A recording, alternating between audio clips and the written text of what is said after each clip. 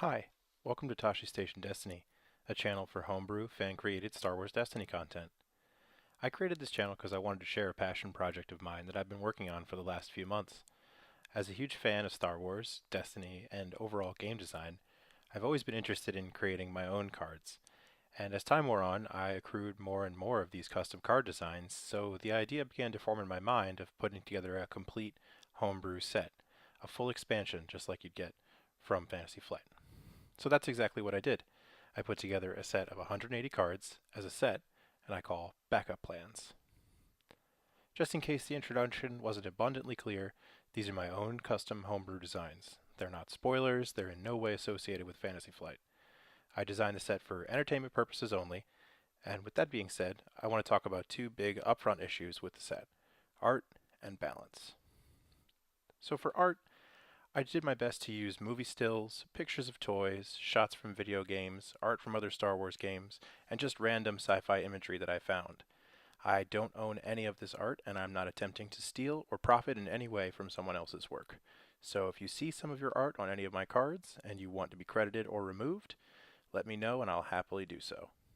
On the same level, the art on the cards ranges a lot, from very good to laughably poor. I'm not a graphic designer or an artist, and it certainly shows. While I think it's serviceable to good in most cases, there's certainly a lot of room for improvement, so keep that in mind as you look over the set. Now I want to talk about balance. I want to talk about how I balance the set as a whole.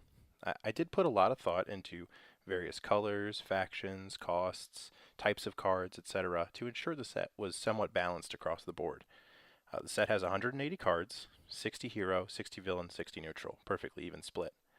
The color pie is split 40 each for red, blue, and yellow, and 60 gray.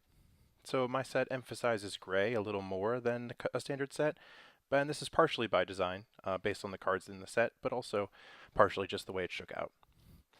In addition, I tried to keep consistent and reasonable cost curves throughout the set. I was okay with a little bit of variance between factions and colors, but I wanted to keep them fairly consistent.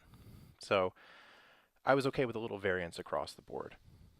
What I didn't attempt to balance was the exact amount of each color faction card of a certain type. So, for example, there's more red hero than blue hero. There's more blue villain than yellow. There's more yellow characters than red characters. The numbers aren't so out of whack that they're like totally unbalanced, but it does mean that there's fewer characters in the set than you'd see in a real set. And in addition, I tried to keep the cards with dice and the cards without dice to the approximate ratio of a real set. So in this set there are 78 dice cards and 102 non-dice cards. That's a little on the high side for a dice in a set, but I think it's close enough to the ballpark. Again, I just wanted to stay within some level of variance of what I deem to be a normal ratio. Finally, I did assign rarity to all the cards. I didn't even attempt to balance it. I just assigned the rarity for each card based on how it felt, like this feels like a rare, this feels like a legendary, etc. And I didn't really consider how much of each type there were. So just for fun, I ran the numbers and here's what I came up with.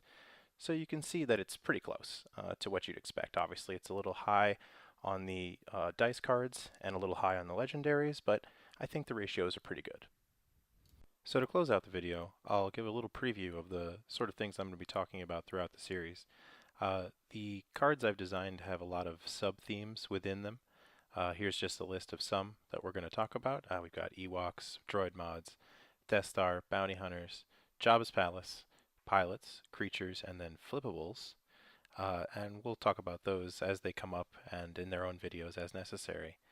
But I did want to provide just one sneak peek now.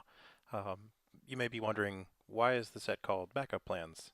Well, two reasons. First, that I thought it sounded appropriate, like these were backup ideas that were left on the cutting room floor. But also because I'm a firm believer that every set should have a namesake card in the set. As far as I'm aware, every set in Destiny does, with the exception of Empire at War, which I think is a travesty. But so I wanted to pick one of the cards in my set and give it the name, and Backup Plans is not only an appropriate name, as I said, but also just an interesting card. So let's take a look at it. So Backup Plans is one of those cards that could potentially be unplayable garbage or could potentially completely break the game. It's a negative plot, which are always dangerous because it breaks everything that the designers intended when they came up with the points cost for characters. And I'm not sure that the downside is strong enough right now, but it is a very intriguing idea. So it's a gray neutral plot, and its cost is minus X. Now, it says you may include any number of plots on your team when putting together your team with a minimum of two. That includes this card as well, so you have to include at least one other plot. And then the X in this card's cost is equal to the number of plots you include. Then after setup, you deal X plus 1 indirect damage to yourself. So the number of combinations here is pretty crazy. You could throw two cost plots on, which would cost you 6 points, but then this one would be minus 3, so then you're getting 3 two-cost plots, actually minus 4 because you're including backup plans. So then you're getting 3 two-cost plots for 2, but then you have to do 5 indirect damage to yourself. Is that viable? I'm not sure. You could pair this with another negative plot. So you could put it with, say, Bitter Rivalry, and then you would get not only the minus 1 from Bitter Rivalry, but also minus 2 from backup plans, and the cost of that would be, of course, dealing the Bitter Rivalry damage and losing a card, but also dealing 3 indirect to yourself. So is all of that damage worth taking all of that negativity? Maybe, maybe not. Either way, this is definitely a card that I have not thought through all of the many, many implications of, and I'm sure there's a way to completely break it, but I do think it's a really interesting concept, and that's why I like it as the namesake for this set. Thanks so much for checking out Tosche Station. Big shout outs, as always, to the Burger Tokens Star Wars Destiny card builder, which was used to create the bulk of these cards. Big shout out as well to all of the other Star Wars Destiny content creators in the community. Arrowbrook Gaming, Hyperloops, Chance Cube, Discard to Reroll, Knights of Ren. All these guys are great. Go check them all out. And again, thanks a lot.